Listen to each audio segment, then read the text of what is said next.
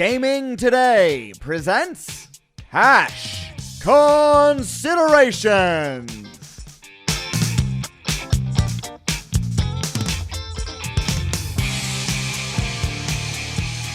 Welcome to the Cash Considerations podcast. Today is Thursday, January 21st. That would be 1/21/21, which is a pretty cool number. I wrote it out today at the doctor's office, and I'll get to that at the end.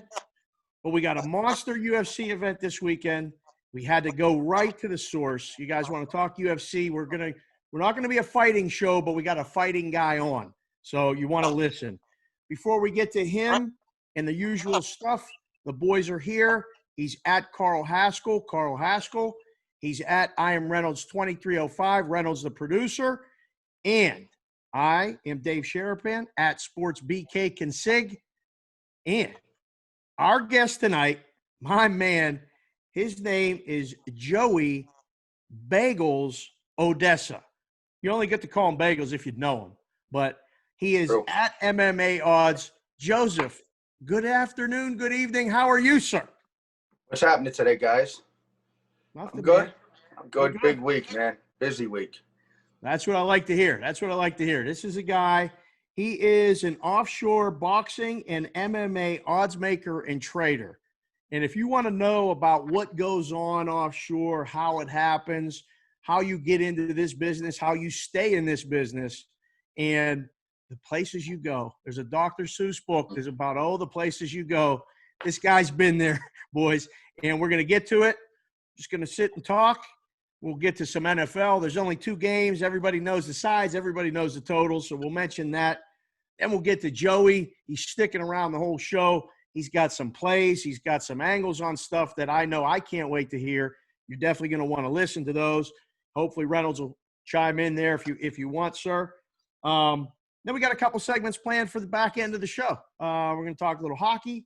We may mention some movie characters, some things like that. So settle in. We're getting ready to go with Bagels Odessa right now. Joseph, start off with the question I ask every person that comes on this show. Where are you from originally? Originally from downstate New York. Okay. Hudson Valley, Catskills, the 845. Okay. And you are currently in Florida. Correct. Okay. Which has for 2 years. For the YouTube watchers, he's wearing a Buccaneers hat, but we know, Joey, that's some bullshit. You're a Jets fan. You're kissing Carl's ass. We know what's going on here. So it's a conversation point. We'll get to that in the football segment. Listen, you got a long history in this shit. How did it start? How did you get involved in sports betting just in the beginning, even as a kid? Wow. When I was in college, I came home from college. I had a liquor distributor that was a friend of my family's. Said, "Look, we'll get you a job at an adult entertainment club." And I went there, and I went to that club. And my first day, it was just, I don't know. I was just first day in a strip club. You know what I mean? You're just like sitting there and supposed to be watching the door, and it just. Anyways, it was hard to focus. Let's just say it was hard to focus a little bit. It was real hard to focus, but there was a lot of really sharp guys in there. An Irish guy that was a big time, and I would say it was a fairly big gambler. He used to bet into Antigua with Billy Scott back in the day, and he was an agent as well. A couple other guys. Anyways, I like the second week I was working there, I went in the back room, and they're playing dice, and they're playing Oklahoma with the whip cup, and I went back there, and I got paid my money, my doorman money, which was nothing. It was probably $200, and I lost it in like the first 10 minutes, So anyways, the guy afterwards, I'm out at the bar, and of course I'm miserable. I got no money to go out with or anything. So he comes out, he says, "Look, here's your 200 back. Here's an extra 50. Don't get in those games anymore." He goes, "And tonight, pick me up at like 8 o'clock. We're going to this guy's house, and I'm going to play dice." Anyway, had a relationship, started driving this guy around and doing things like that for him. He was booking it as well. Mm-hmm. And that's where it started, man. And it was a lot of like really old, these guys are all passed away by now, they're all gone. So, I mean, there was a lot of wisdom that I'd like to say I inherited, a lot of lessons that sometimes I don't, I don't follow the advice that I was taught. Do as I say, not as I do, kind of thing. But you know, there's definitely some things. You know, every once in a while online or on shows, I'll come out and I'll bust out a quote, and they're usually things that these guys had said to me in the past. And you know what? They were the right things. I think they were. That's the funny thing. Like, and I don't have the strip club experience, but I had some similar experiences with the right kind of guys who not a lot of people may have thought they were the right kind of guys, but they lived a certain way. And there was, as much as they may have been doing things that weren't approved, they had a code, and there was an honor, and there was a respect. So are these the guys that you end up like? So I have here, you started at Caribe. Is that what it was called? Yep. I went offshore. I got on a plane in 99, and I decided I was going to go to Costa Rica. Costa Rica, sportsbook mecca, capital of the Americas. So I jumped on a plane. I didn't know anybody in Costa Rica. I knew people. Billy Scott had, like I said, my friend had a relationship with Billy Scott in Antigua, but they only hired female clerks at the time. Yes. And I knew that there was books in Costa Rica, so I just said, to heck with it. Wait a second. So you went without a recommendation or somebody like signing off on you? You just went down there on your own? I just went on my own. You know, my father didn't want me to go. My mother was probably pushing me out the door to get rid of me. You know, I went, and I got, up until a month or two before, we're talking back in the VHS tape days, 1999, I rented a video on Costa Rica, and it was a surfing video. So I said, I'm going to go down there. It's going to be like Tom Cruise, cocktail. I had all these ideas in my head, and, I got off the plane, and like I said, I only had $3,000 in a 90-day ticket. And I got off the plane, and as I walked through the lobby, there were Imperial girls. Imperial is a Costa Rican beer. And they're handing out beer at the airport. So I broke my first promise to my parents. I said, I'm not going to drink down there. All right, I had a beer. And then as we're driving from the airport to this little hotel that was in the middle, it was in the worst part of the city you can imagine. I found it online. It was like $15, $20 a night. Oh, ideal for what I needed. So I went to this hotel, but on the way there, I'm seeing all this, I guess, what's it called? The razor wire and all these, bars everywhere through the city. Oh, the barbed wire, all the shit, yeah. Oh, downtown San Jose. And I'm going, man, what was I thinking? And I got to this hotel, and I asked where a sportsbook was. And they told me where a sportsbook was. And I went up to, I walked like 2 blocks, again, through the worst park I could possibly ever walk through. I mean, I don't know how I didn't get mugged. How big are you? How tall are you? I'm like 5'9". I was like, you ain't even a big guy. You're just walking down the street where you don't know where you're going, looking for a book to go work at. Well, yeah, pretty much. I mean, you're out of your fucking mind. Go ahead. So you're walking down the street. What happens? So no, I went to this Colonial Casino, and it's on the second floor of the Colonial Casino, a sports book. And I went up there, and I sat down, and I started watching the games, and I was really irresponsible. It was a Minnesota game on, and I had no real money to bet, but of course, I had a couple beers, and I just all right, Minnesota and over in the first. Anyway, I made a nice look. I won probably a third of what I went down to it, so I got another $1,000 in my pocket. Okay. And I just sat around there, no BS, for probably 2 months before a guy from California finally talked to me. But these guys, they're just down there. Everybody had their own, you were offshore. It's very cliquey. And back then, everybody, a guy said to me, it's funny, a guy that I didn't know until probably 10 years ago when I saw him in the New York Post. I didn't know who he was. Well, it doesn't matter. Joe Waverly. Okay. He was a New York guy. And he said to me, he said, everybody down here, because, nobody's talking to me. And I'm trying to make conversations. Kid, he goes, everybody down here is either wanted in the USA or not wanted in the USA. Anybody that speaks English. And I just was like, wow, that's interesting. That explains why nobody's really, associate with me. So the guy brought me out to to El Pueblo, which is a club. There's clubs. It's like a fenced-in little town of bars and restaurants and things. Everybody would go there to, to party, all the young college kids and everything. So he brought me there and introduced me to a woman. And she said, look, show up Monday in the Eckes building. Now, the Eckes building is in San Pedro. It's just up from the mall, the San Pedro Mall. Okay. 5 Dimes book is there. Hollywood was in there. Hollywood, was a bunch of books. And she said, show up there and, I'll hire you on Monday. So I showed up on Monday on time and everything. And she said, all right, look, I'm going to, she goes, 8-hour shifts, pretty much except for weekends. Right. She said, I'll start you. I said, well, I wasn't going to jump on stage right away. They weren't going to let me. And quite frankly, I wasn't ready to jump on stage. I mean, right. I knew what I was doing, but I'm not there, hand charting and, the computer software, the soft tech and all that. I had to get used to all that. So she put me in a row of, with the wise guy clerks because I spoke good English and I could take right. it back. And, but she, she said, look, what was the pay? What was the pay? $30 a shift. $30 a shift. Okay, yeah. so 8 hours. That's $250 a shift. I'd work eight shifts a week. You know what I mean? So I'd end up with $240 a week. Sweet. And I was thrilled.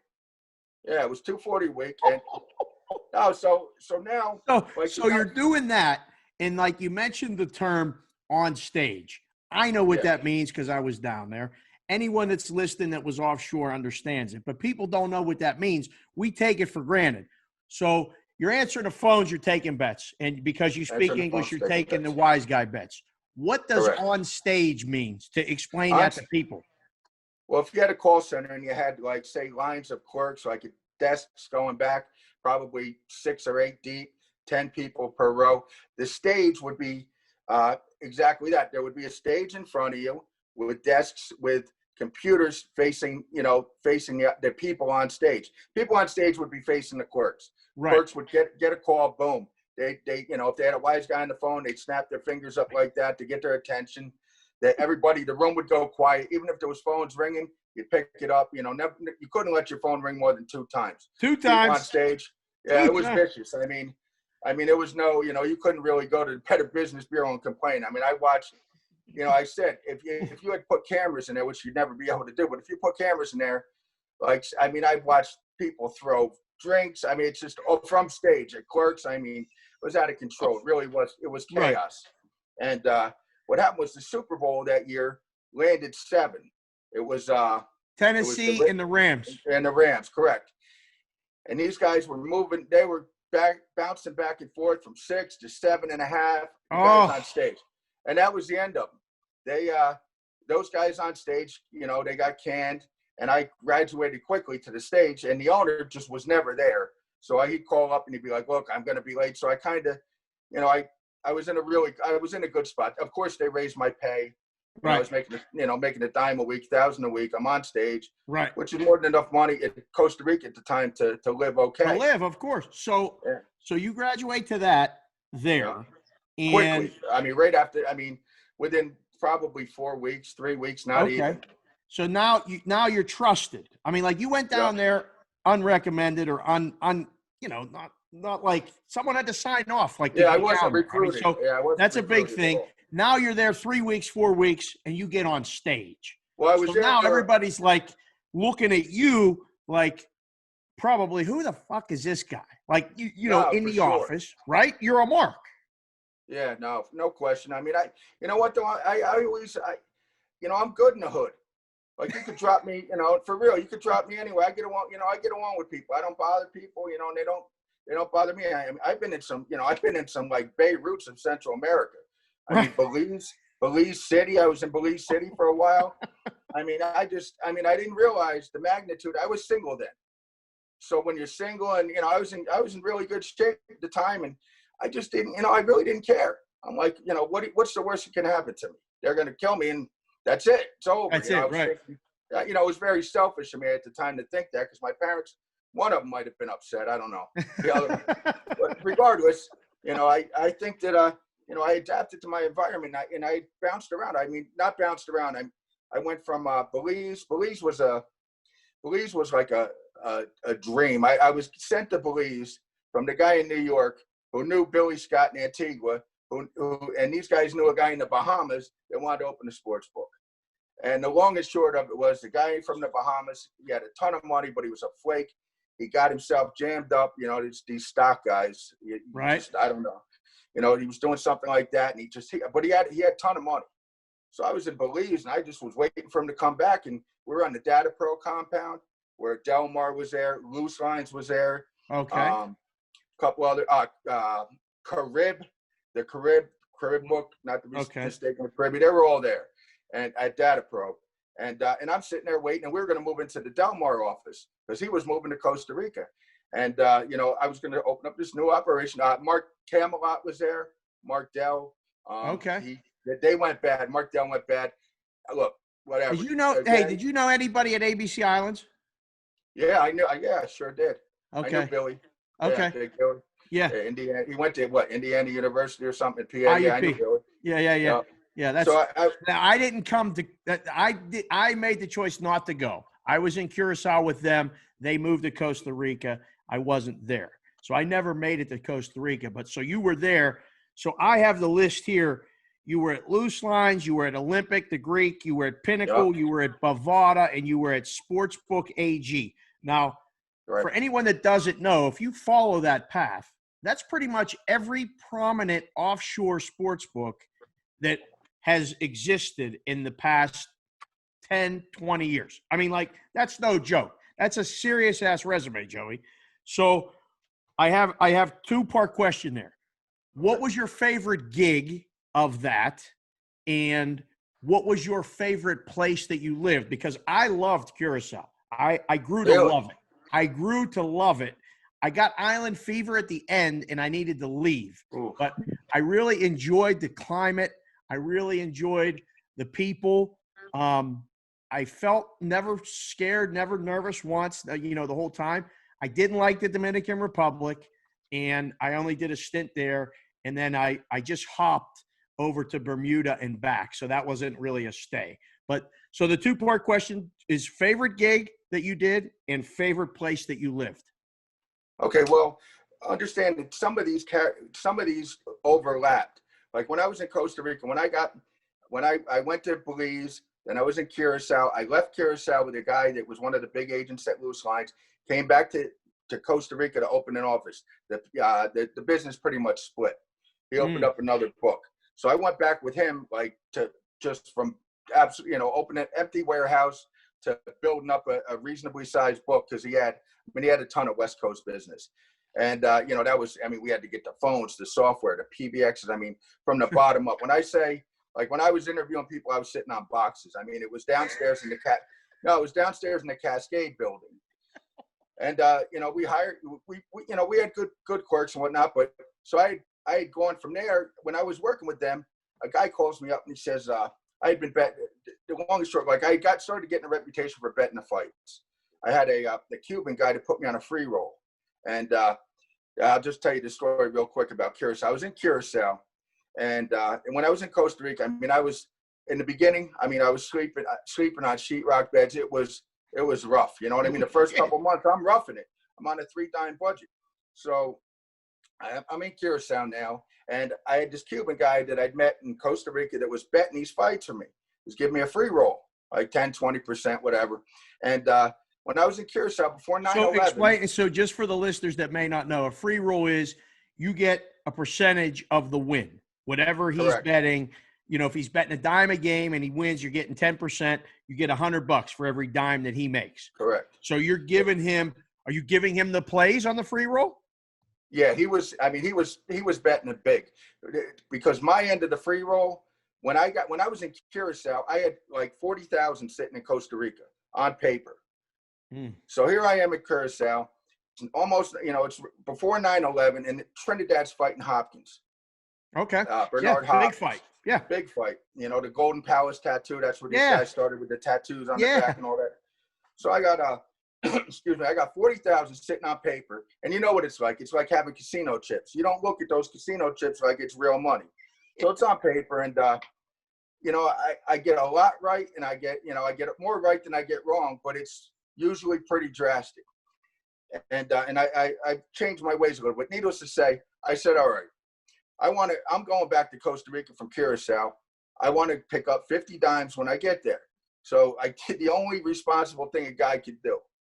I bet 40,000, my end of the free roll, at minus 350, I think it was. It was 40,000 to win 10,500 on Okay. Felix Trinidad. on Tito Trinidad. And I got it. And, you know, they had canceled the fight. It was supposed to happen right after 9/11. Didn't happen until September 29th. And Bernard Hopkins might not have lost a round. And I just tell you, I was just physically sick. So, I'm sick right now. I mean, you didn't even have money and you bet it all? And you know what? And the thing is, that's just I just couldn't stand prosperity. I was like, I went from sleeping in the ghetto in Costa Rica to going to Curacao and actually making a lick, you know? And I'm like, all right, I'm going to get this 50 G's when I get back. I'm going to get a place in Carriere because Carriere by the golf course was the place to be at the time. Costa Rica.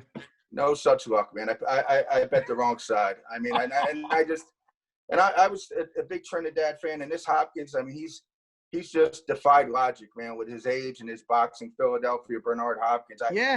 Cost me some money, but so I got back to Costa Rica.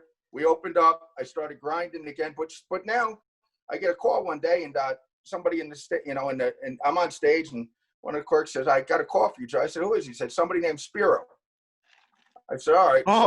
You got to take that call. When Spiro calls, you got to take the call. But this was, I was still cocky and, you know, arrogant. And so they passed it to the stage, and I get on the phone. He says, "Joey Odessa, this is Odessa, right?" Because I'd been posting in the forums. Right. I said, "Yeah." He goes, "This is Spiro." He goes, and it was like silence. And then he says, "These guys, they're killing me with these fights." And I'm like, "And?" You know, I was like, I had a little bounce in my step. I'm like, "And?" You know, because I still had this free roll going. He said, "And I'd like you to fly to Jamaica and talk to me. I want to make you a deal." So I spoke to the guy that, you know, that that's like for the listeners that don't know, Spiro's running the Olympic. He's running the Greek. Yeah, Olympic, the Greek. And that's like getting a call to the big leagues. If you're working in a place, that's literally like getting the fucking call. You're going to the Yankees right now. Spiro wants to talk to you. Fly to Jamaica. I'm assuming you left. Yeah, I did. But you know what? One of the big, I don't want to drop his name, but one of the biggest touts, marketers in Las Vegas got on the phone with me because my friend was from California, and his initials were Jim Feist. Who cares, right? He says, you know, and he says, "Joey," he said, he said, "What are you doing? This UFC stuff is like WWE. They're never going to bet it. It's never going to take off.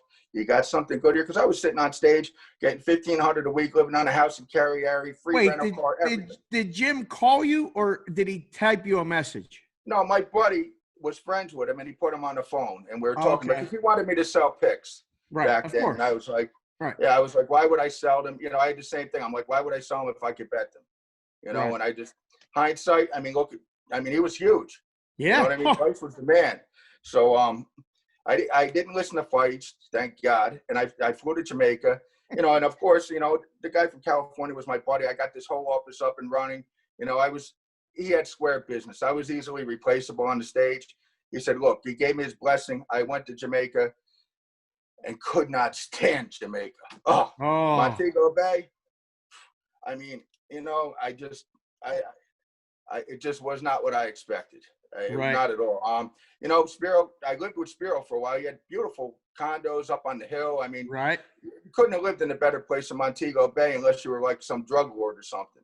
Yeah. And which many people thought you were probably down there. You know, it was, you know, it's the only place I would say that I was actually, well, no, I mean, I was still arrogant, but it was scary. And my parents came to see me finally, and they said, look, you got to get out of here. You're going to end up dead. And I said, you're probably right. So I had gone back to Costa Rica, and I was working remotely for Spiro, and sportsbook.com said, look, you want to come in? We want to talk to you.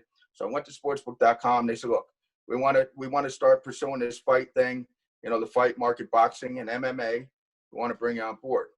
I said, all right, well, I can't be. So are you looking at everything else? Or are you just watching the fight numbers and doing the fight numbers? Well, then I was just doing the fights. I mean, when I went to sportsbook.com, I was doing like, again, I don't put it on my resume. I was moonlighting with Delmar. They were a wise guy book that was down there, Larry. Yeah. You know, they're not in business anymore, but you know, he had all the money back then, wrote all the wise guys. So I do baseball seasons with him, summers sometimes. He'd go overseas, over to Europe. So I'd go work with him, and and I would make my numbers. I was doing ridiculous hour days, 18-hour days, Oh, but it was something. Look, I've been broke before. I've been out there working on boats, digging ditches. I'll sit in an office 20 hours a day, right. for the same money that I'd be making on a boat or doing there's a lot worse things to be doing than sitting there watching sports, which you love. I mean, I'm not a basketball fan, but I could get into some of the, the March Madness stuff and the football. I mean, who doesn't like football? I mean, when you lose money betting it, I can understand why. So, or if you're a Jet fan, but anyways, they sportsbook.com said, look, come on board. I was non-exclusive, and they made me the first deal in Costa Rica, and then Pinnacle came calling. A horse guy at Pinnacle had Henry and those guys get in touch with me, and I ended up doing some stuff with Pinnacle, which Spiro didn't. There was obviously you got Pinnacle, you got the Greek, Olympic Sportsbook. Spiro didn't like that, and Spiro and I, look, when you live with somebody, you just for a while, and you're just on top of you. Like we went our own ways after a while. Yep. We're good. You know what I mean? I see them. We're all right, but again, I didn't want to live in Jamaica. I just didn't. I mean, it just was not my thing. You know what I mean? It's not Halle Berry, not Jamaica's for lovers. No. I mean, all those posters and all that stuff is just, it's not like that. A lot of bullshit. So you're at Pinnacle, okay? And then, I mean, everybody knows Pinnacle, and that was the mecca of, sports books, both for bettors, for guys in the business. You learn a ton. You're doing a ton. That's it. Then I got Bovada and Sportsbook AG on the back end, okay? So when do you come back to the United States? 2018. I mean, I'd gone back and forth while I was offshore, but 2018 I came back. I just, my wife and I, we're going to go to Vegas. And long story short, I got real sick in Costa Rica in 2015. Had a surgery there. They messed it up. I just died on the table. It was bad news. I had a small tumor on my adrenal gland, and they went to take it off and to remove it, and they cut into an artery or a vein, and they sliced my kidney, and they ended up taking the entire my adrenal gland out, which totally messed up my endocrine system. I didn't even know what the endocrine system was at the time, and it took a long time. Everything, my thyroid was out of whack. I gained a ton of weight. It was a nightmare, but I got over that, and I really, when it happened, that happened during the Ronda Rousey-Holly Holm fight. Okay. You guys are, I mean, that was that 11-1. I didn't put that number up. I can't take credit for. I mean, the dog got there, but that wasn't on me. Believe me, I take full responsibility for when I thought De La Hoya would beat Pacquiao. Worst beat that I probably took ever, along with Mike Tyson. Pacquiao and Tyson cost me more money in my life. That Trinidad was just that was nothing. That was a hiccup. God. Tyson quitting on the stool and De La Hoya quitting in the money round. That crushed me. That destroyed my whole bonus. It was like December 7th of that year, and Jesus.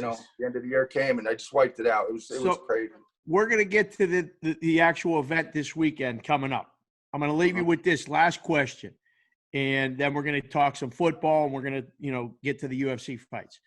So you've been doing the numbers. You bet, obviously. You told the story about betting on the fights. Yeah.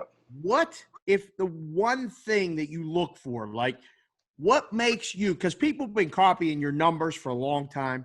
You've been putting these numbers up and literally guys been waiting to see your number. You were the first number in a lot of places you worked and nobody knows. And now I want people to know this is Joey Bagels Odessa. He's been doing the numbers that people have been looking at and copying.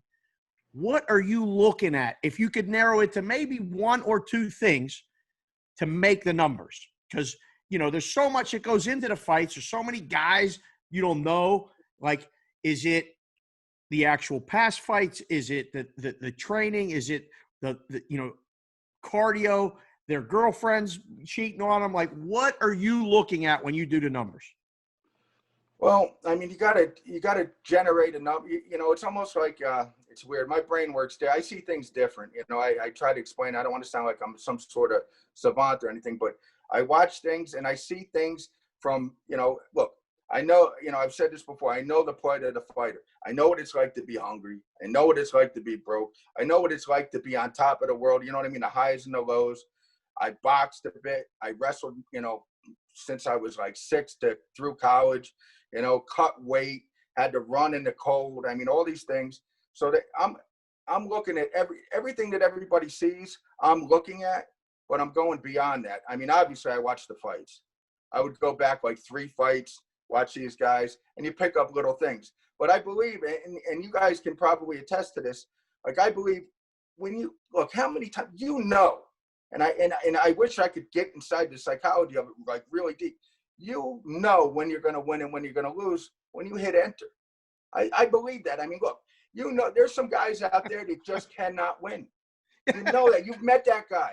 That law of, like, I'm a big believer in the law of attraction. You've been that guy sometimes. Yeah. There's times No question. Can't stand prosperity. Right. But you know what I mean? And Yep. These fighters, when these two guys are looking at each other, one guy knows he's the legitimate underdog in that fight.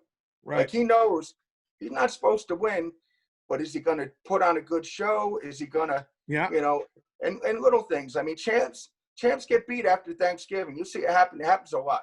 You really look at it. There's always that one big upset. You know what I mean? After Thanksgiving, it'll make up for like the guy that's riding the chalk, meaning the favorites. Right. Guys betting favorites. Like July of 2004, favorites ran like 38-2. It was crazy. But you know what? They gave it all back. They gave it back in the wintertime. You keep them playing, they'll give it back. That's and the numbers, I mean, you just have to, you don't how do you say? You got to make both sides look appealing. Like, it's easier to pick off one bad number out of 20 numbers than to make like 10 good numbers. Yeah. And that doesn't mean that you need to know who's, like, I don't know who's going to win these fights. You don't need to know who's going to win these fights. You need to know what makes it appealing enough. What makes the risk worth enough? You know what I mean? Give me the number. That's all. Yeah. I don't care who's going to win. Just give me the number. That's the way I learned the business. The same exact thing. I'm not trying to tell you who's going to win. I'm trying to give you the number, and then we'll figure out who's going to win. All right. Yeah, Let's leave it on that note. That's Joey Bagels Odessa. He's at MMA Odds. I mean, this is the guy that made the numbers for the fights for the past like 2 decades for the offshore industry. If you don't follow him on Twitter, he's at MMA Odds. He's going to stick with us throughout the rest of the show. We got at Carl Haskell, at I am Reynolds 2305. The show is at GT Cash Consider, and mine is at Sports BK Consig for Sportsbook Consigliere. Before we move on, I just want to mention that the Gaming Today subscription for now is still $185 a year. You get award-winning content, analysis, stats, picks, casino industry news, and more. You get a Don Best feed with real-time lines and scores from 6 Vegas sportsbooks, links to casino deals and sportsbook app signups. You even get the Gaming Today newspaper in digital form. Just go to gamingtoday.com/register. All right, before we move on, I want to shout out our boy Newbie. He's pretty excited. The Sixers beat the Celtics. He's whatever. Yep. I just had to say it quick. My guy Brad Howe at Brad Howe 07 at Game Within the Game host. Our guest from before 2 weeks ago, Adam at Skating Tripods, gave us a big shout out. He wanted me to mention, I sent out a tweet, give us something to talk about. He said Regulate is the best hip hop song of all time. And he just said, just say that. So Adam, there you go. Regulate that. That Warren G. Norm 19020. Sixers win. Play the song. Just play the song. We're going to get the song. We're going to play the song. They play the Celtics on Friday. They're going to win again. Sorry, Carl. It is what it is. And SoCal DGen, my man, is giving picks at SoCal DGen. Follow him on Twitter. Get his package that way. Speaking of follows on Twitter, my hat, Beating Bookie. He sent me some merch. I told him I would wear it. I'm going to wear it everywhere. It's nice shit. It's on my head. Follow him as well. All right, NFL. We got 2 games. It's the NFC and AFC championships. The Patriots aren't in it, finally, for the first time. Feels like in fucking years. But we got a Boston guy on the show. So we're going to lead off with him. Carl, the Buccaneers, your boy Brady, all of it is this week. He went to Tampa, and went to the Saints, and found a way to win a game where, let's be honest, the Saints gave it to him. Breeze retired on the field. He should have been pulled from the game. Right on the field, been tapped on the shoulder. You got to go. The line is 3.5 even, which when we get to Joey second here, I'm going to mention that 3.5 even bullshit.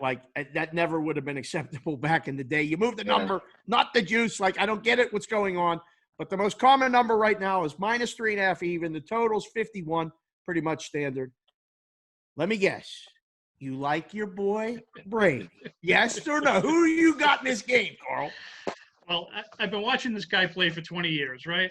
I've seen every snap he ever played up here. I didn't see as much this year because I was, I guess, on strike against him, at least until about week 12 when I realized we were going nowhere. Right.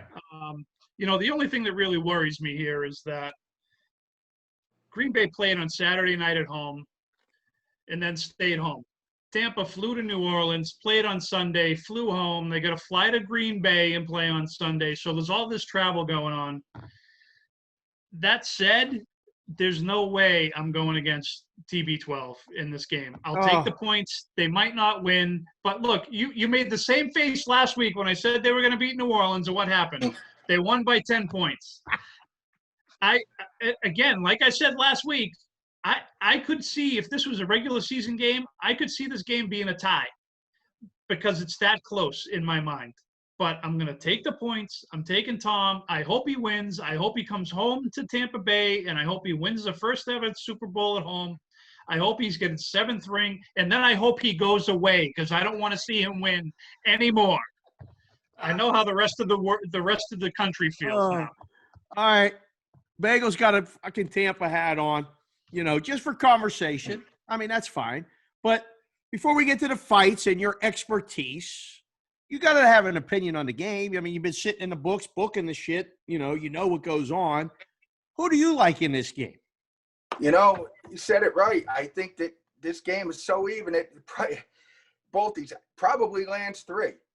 I'm all for it not moving off 3. I watch some guys offshore, they write, hype. Big numbers, they'd have million on this side, 3 million on this side, -3 plus 3.5, -3 plus 4. And when the game lands, it's miserable. You don't want to be in the office. You don't want to be, nobody likes, it's no fun winning by yourself. And it's definitely, being around people that are losing money. It's a buzzkill. I think the game, good chance this game lands 3. It'll probably go right to the wire. And, 3.5, as much as I loathe Tom Brady, loathe, not love. I'm a Jets fan. And it hasn't been easy, man. All the way Rich Kotite and all these other guys. It's just nightmare. Back when they played Denver and they blew the 10-0 lead at the half, I was thinking I had the money counted. They didn't even cover. This team has been such a disappointment. And every year after the 3rd game, what do we say? We're like, well, there's always next year. Yeah. And I have a Jets jersey. I got a Jets hat, and I just don't wear it. It's just. But Tom Brady, I think that and some really sharp guys I know out of Philly think that Tom Brady's going to get it done this weekend. Look, last week he beat a team that beat him twice. Yep. And it's tough to beat a team twice. It's tough to beat it. Real tough to beat him 3 times, and Brady just proved that. Yep. You got to like Tom Brady here. All right. I'll go against you. That's fine. That's what we do. We talk about it so people listen to it. You can make your own judgments. I like the Packers. I just think, whatever happened in week 6. We know the narratives. It's Brady, it's Rodgers, it's Packers. He threw 8 picks all year. 5 of them were in the game against Tampa in the first matchup. It's crazy. He had a great year. He's going to probably be the MVP. If you're holding a ticket on Aaron Rodgers to win the MVP, you're a huge favorite. All of that don't mean shit. It's snowing, it's Sunday, and it's in Green Bay. I'm going, hopefully, with that. But I don't really give a shit. I just want to see a good game. I think the number's right. I would not be surprised to see the Packers win by 3. That, you could take a flyer on that. That's the way this game could end. Could Tampa win by 10? Why not? Could the Packers win by 10? Why not? The total, 51, I have no idea. I mean, this could be high scoring, low scoring. I'm thinking over is the side, which means I am the kibosh for all over plays 9 times out of 10 because I usually say under. So when I say over and thinking it's going to be a high scoring game, it's 2017. Lock it up. Or like last week, Kansas City, Cleveland, 22-17. It falls fucking 5. So we'll see what happens with that one. Second game, I'll kick it off. We'll go in reverse order. I'll start. Bills Chiefs, -3. Totals down to 53.5 from 54.5 opening number. Boys, you want to talk about a close game. I don't have a goddamn clue. And not knowing how Mahomes is, not knowing, like we've had plays all season where we've been on games and we've been right more than we've been wrong. You get down to when there's just 2 games, like there's no edge. Like the number is the number. You put it up and then watch it. I think you can make plays in game and maybe help your position or fix a bad one. But, like, I don't know what's going to happen. Josh Allen's good. The Bills are good. I hope that Mahomes is healthy and can play the whole game. I want to see a good game. I'd love to see a high-scoring game. I don't know if this one's going to be it, but nothing would surprise me. If you gas me to pick, I'm going to go chalk. I'm going to go chalk. Green Bay, Kansas City Super Bowl. Midwest is perfect. We got 2 weeks of talk of, the young guy returning champion, maybe the other guy on his way out, Packers, Chiefs. Bagels, you got a side or a total you like in this one? Again, a 3. I don't move off 3. I look at it from a bookmaker perspective. Gun to my head, I take Buffalo. Yeah. It's just. Can you imagine how many? I said this on an earlier show that I did. How many teasers do you think a book will have if you're taking 2-team teasers where you have both dogs? I said the stack of tickets will be higher than Mount Kilimanjaro, the tallest mountain in the world, right? Like you'll just be writing teasers nonstop in a book, right? Yeah, look at those 3-team 10-point teasers. Oh. Those were real popular in the Northeast back in the day, right? They'd be betting those and both sides of the game with the total if it was a Monday night game. Now you got 4 games to choose from. I mean, you're looking at the dog plus 13 in either one of these games. Looks good on paper until they get a pick 6 and it's all over and you're breaking your remote control. I mean, I'm not betting this stuff. Last football game I bet was that Alabama game. I had Alabama. That's Other good. than that, it's tough to beat, man. I stay in my lane. The fights are tough to beat. It's hard for enough sure. to beat them. That's what I do. I stay in my lane. But I Carl. think these games, I wouldn't come off a 3. Bills, Chiefs -3, 53.5. Side, total, anything for you, sir?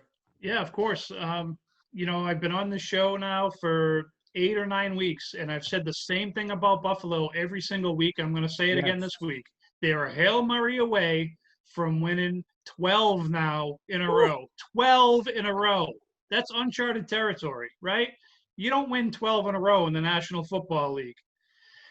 When you take a step back and someone says to you, who's the best team in the AFC? You just automatically go, Kansas City, Kansas City. Well, you know what? They haven't beat a team by more than a touchdown in 3 months.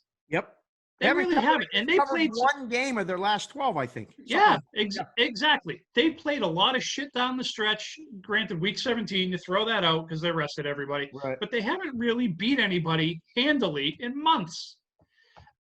Buffalo's going to win this game outright, I think. I really think they're going to win them. I would be very comfortable. You're talking about the teasers. I'm very comfortable being a Brady homer going in and saying I'm taking Tampa and Buffalo to win outright. Let's roll the dice and see what happens. So I like Buffalo here. Yeah.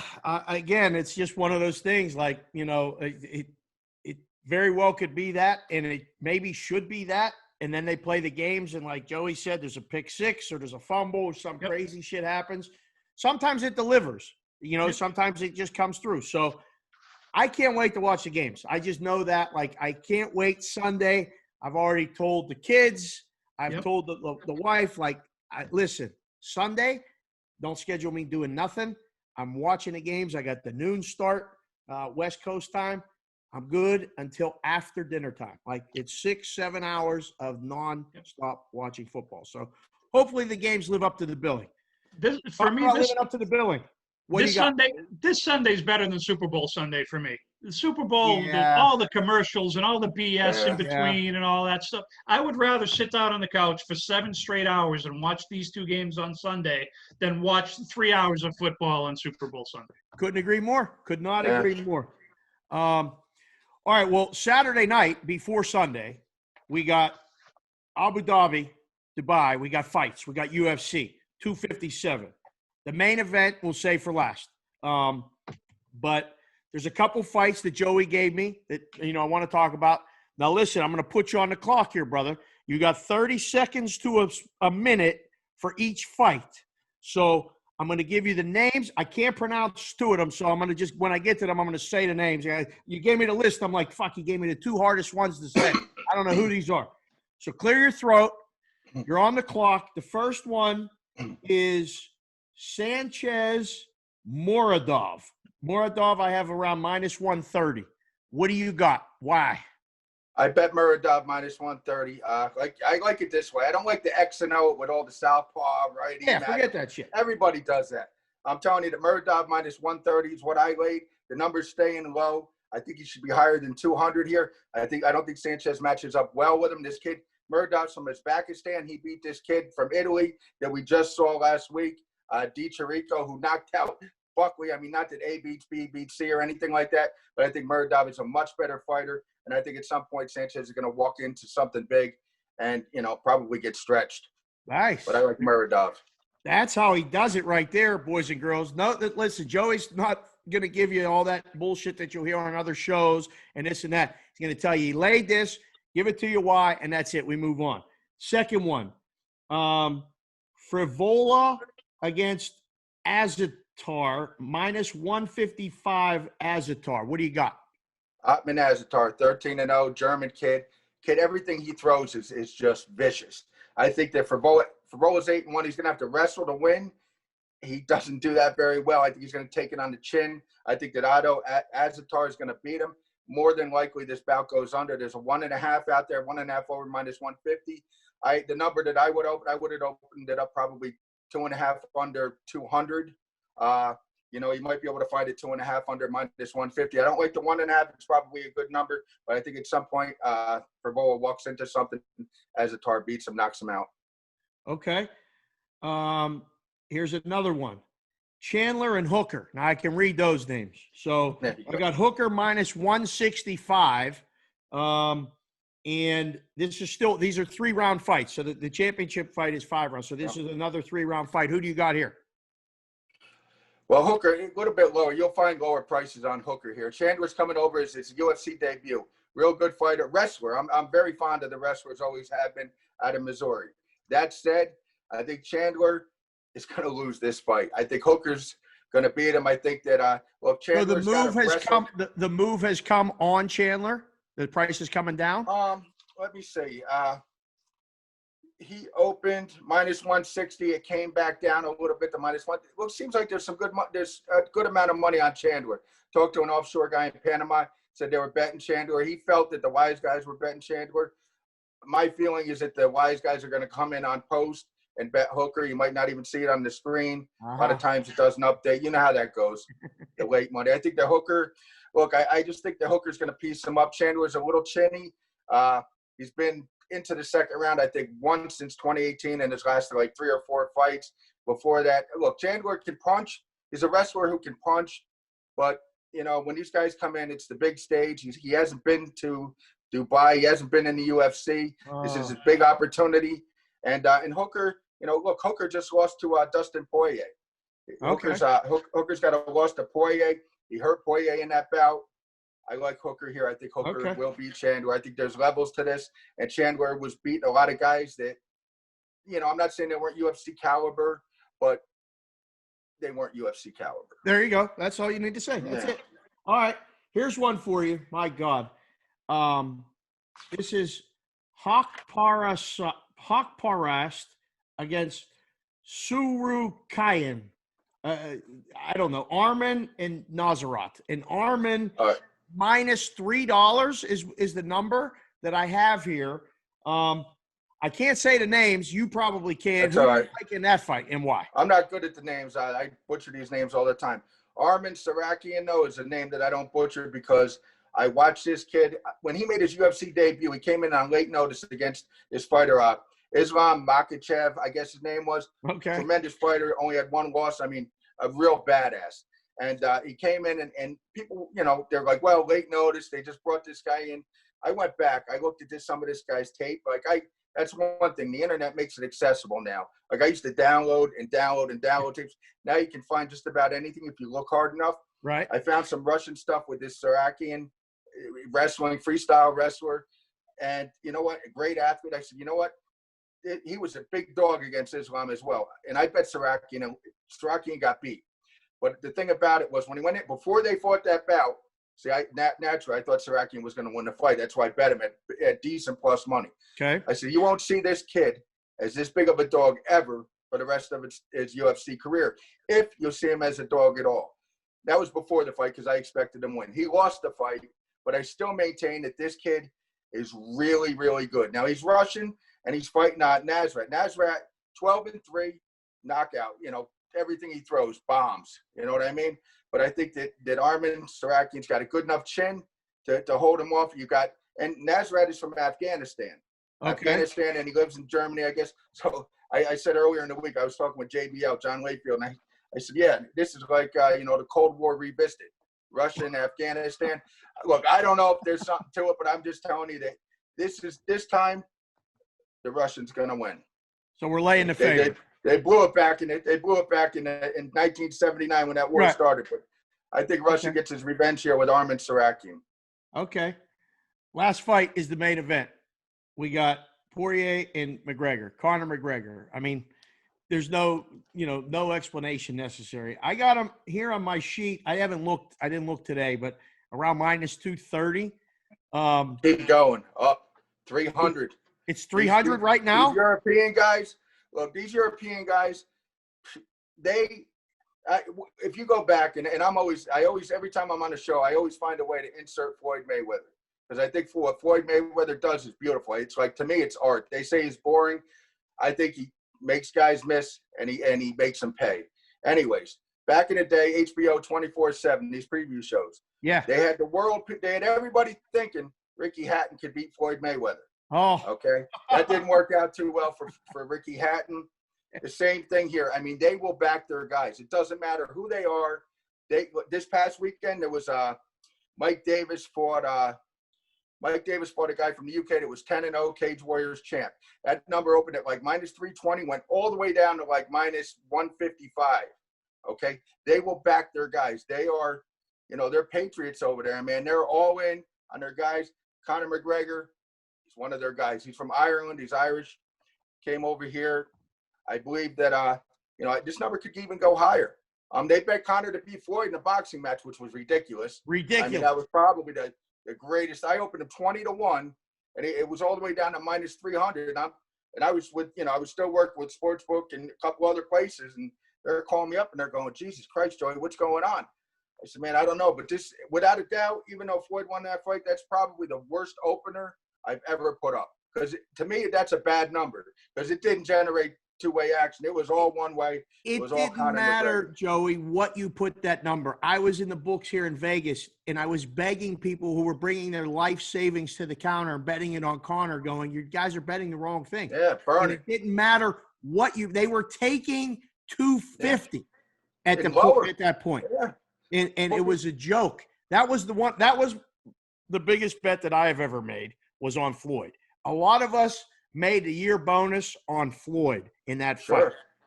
So you're saying delay McGregor or to go against McGregor?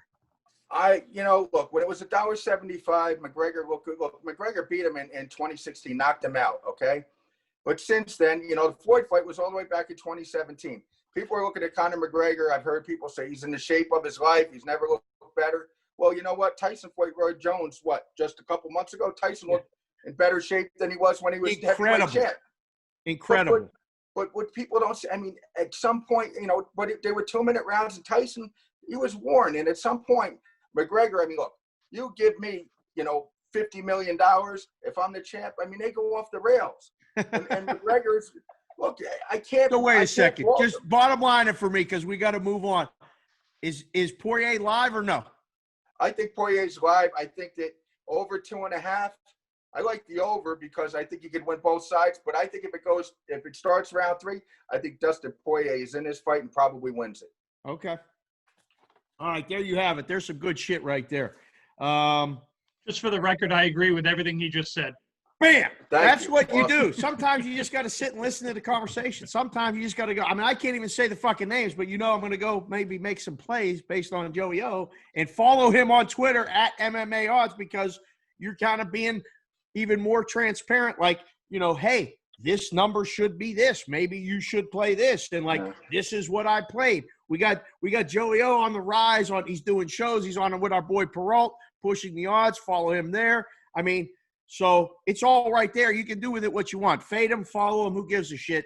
That's good shit right there. The guy's been making numbers for 20 years. I respect that.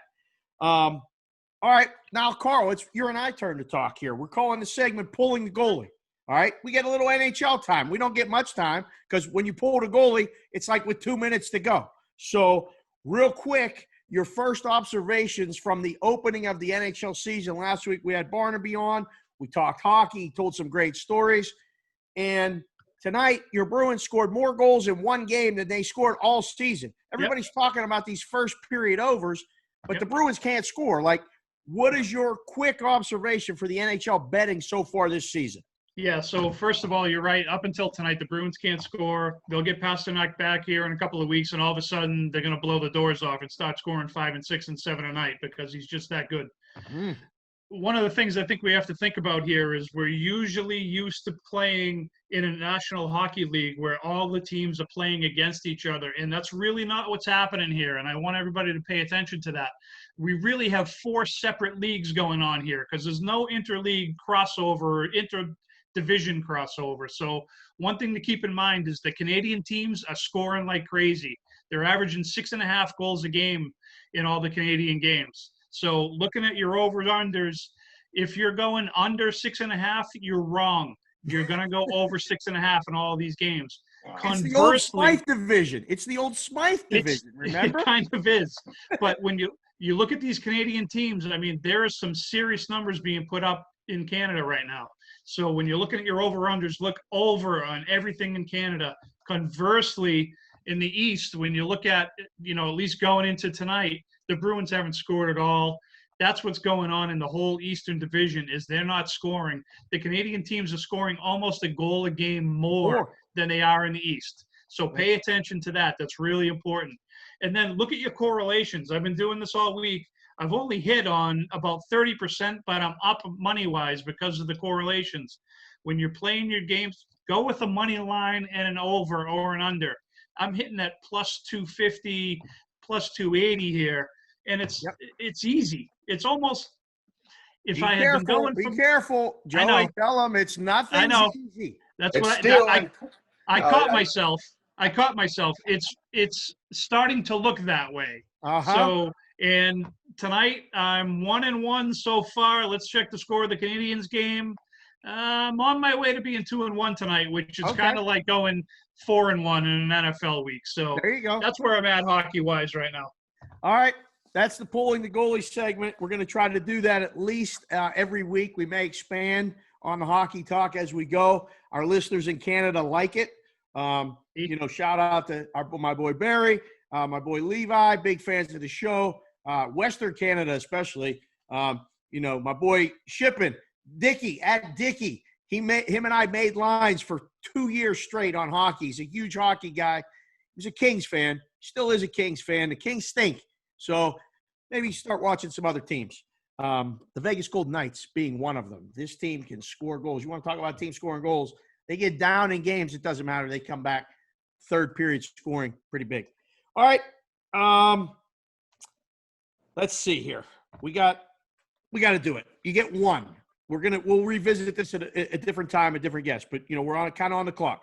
But we came up with an idea for a segment, and we got Joey on, and hopefully he's got a fight character. But we said, what movie character, TV or movie, sports movie, would you like to see play on a team in real life? So because we, said maybe have one or two, I'll give mine real quick first. I said I would love to see Diener in Youngblood play on the Penguins next to Crosby or Lemieux. That would be awesome. He was fantastic. The hair flowed. Rob Lowe back in the day, fantastic. And then obviously my choice for manager to manage my Pittsburgh Pirates, who traded Joe Musgrove this week and told everybody, fuck you, we ain't even trying no more. We're going to lose 115 games.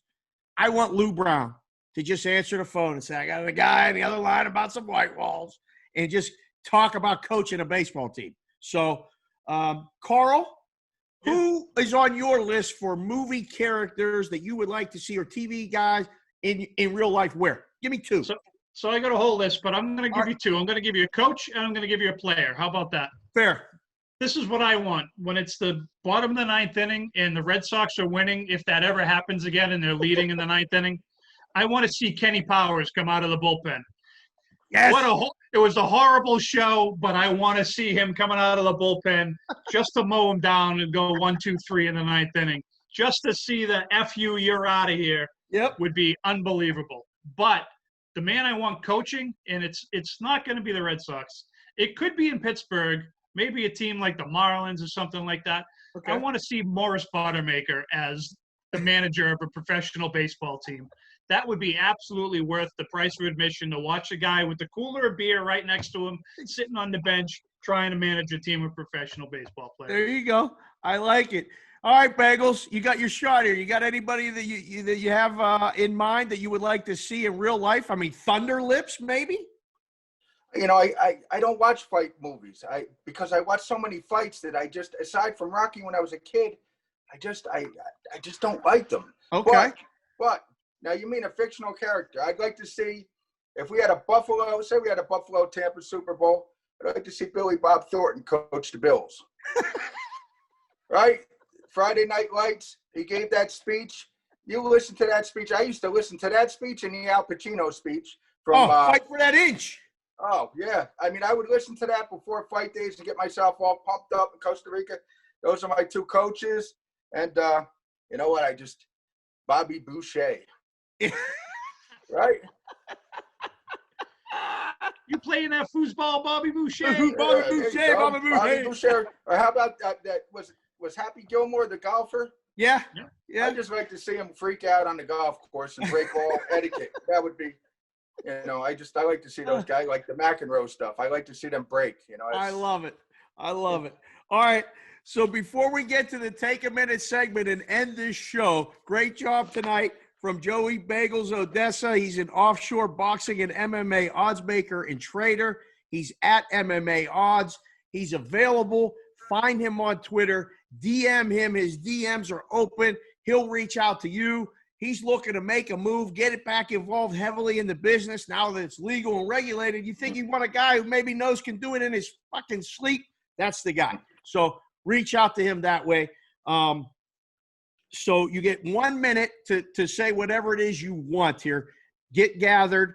We'll get to you in 1 second with that. Before we do, I just want to mention to be sure to sign up for the Gaming Today newsletter, which highlights the latest stories from the sports betting and casino industry world.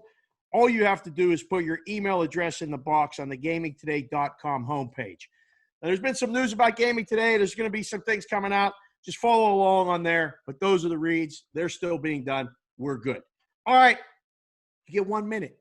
Reynolds is on the clock watching to say whatever it is you want. Tell any story you want. Joe, you got a good story about the kid wrestling outdoors? Anything you want. So you're next. First, Carl, leadoff batter, right out of the box. Your minute starts in 3, 2, 1. Yeah, so this week's going to be my personal appeal to Nick Cesario and to who I think is going to be the future head coach of the Houston Texans, Eric Bieniemy. Your quarterback's not happy down there. Please, you need to trade him out of the division and out of the conference. He's not going to want to play down there anymore. He really, really needs to play in Boston. I would love to see this guy. I was all on Carson Wentz a couple of weeks ago. Sorry, newbie. You can keep him. Deshaun Watson's not happy. He really needs to be playing in Boston for the next 10 years and winning another couple of trophies for our guys up here. So please, whatever it takes, draft picks. I don't care what Mr. Kraft needs to send down there, truckloads of paper from his paper company. I don't care. I want Deshaun Watson in Boston. Make it happen. Oh, that's some bullshit. Oh, God, that's some bullshit. But that might happen. That actually might happen. That might actually happen.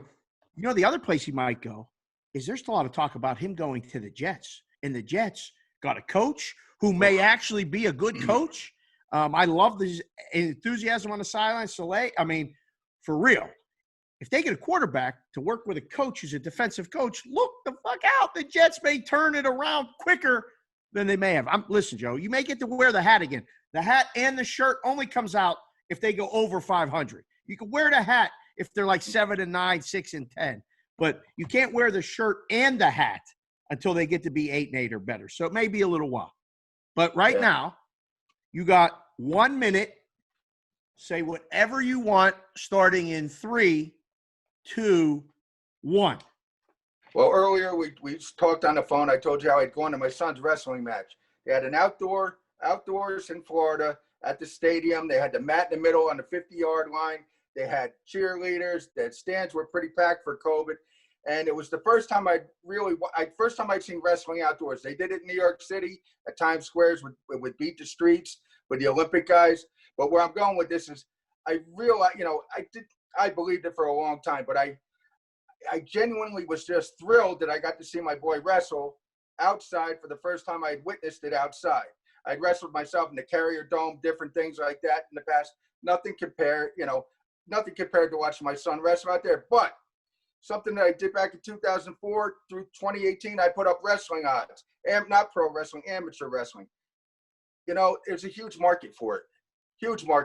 And these guys just, nobody's offering. I came back to the States and it's just, there's a market for it. People watch it. I realized how excited I was watching my son. There's a million people out there that don't like basketball that will bet it. That's my minute. That's your minute.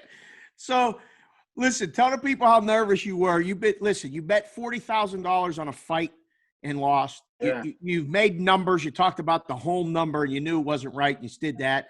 You made the number for the McGregor fight. You did that. How nervous were you watching your kid wrestle? Oh, there's nothing like it. I mean, I was sweating. I said, "You got your headgear?" He's like, "Yes." I said, "He's getting warmed up." He's not getting warmed up. I'm like, "Need to warm up." He's like, "Will you leave me alone?" I'm like, "I'm not trying to bother you." He's like, "Well, you are." And at 16 years old, I'm pacing and everything, and I'm sweating on the 50-yard line. But he went out there and he won. He pinned the kid. Thank God. I prayed. Yes. I prayed. Like, I don't Junior pray in Bagels, jail. baby. Big prayed. shout out to I Junior prayed. Bagels. Way to go. All right. My Take a Minute segment, which I think, usually it's a pretty good bet. You bet over. But I'm going to do the best I can to keep it somewhat close, starting in 3, 2, 1. So I go to the doctor today, follow-up appointment for the heart doctor. I showed the picture on Twitter at SportsBCakeandSig. For the stress test, this was the follow-up appointment. I walk in, sign the paperwork, check in. The woman behind the counter says, "You're at the desk. You're at the office right around the corner. This is where we do the stress test. The doctor's over there." That's right. I forgot about that. Walk out. Walk in. Sign the thing again. She says, "You got to fill out the paperwork for the new year." I said, "Fill out the paperwork for the new year? I was just here in December, the last week of December." She goes, "You still got to you got to fill out the paperwork for the new year." I said, "Nothing has changed. It's a long shit word of paperwork and my wife fills it out. I don't know the medications. I don't know the insurance information. I don't have any of it. I'm there to show up and go to the thing." She says, "You got to fill it out again." Here we fucking go. I go, "Hey, do you have it in the computer?" "Yes." "Can you print it out?" She goes, "Yeah, why?" I said, "If you print it out, I'll take it and refill out the paperwork and it'll be accurate." She's like, "Oh, that's a good idea." I go, "It's all the fucking same." And it didn't even hit her that this is what I was doing. So I literally sat there for 15 minutes before my appointment and wrote every single thing that was already there that was done literally less than 3 weeks ago or 3 weeks ago.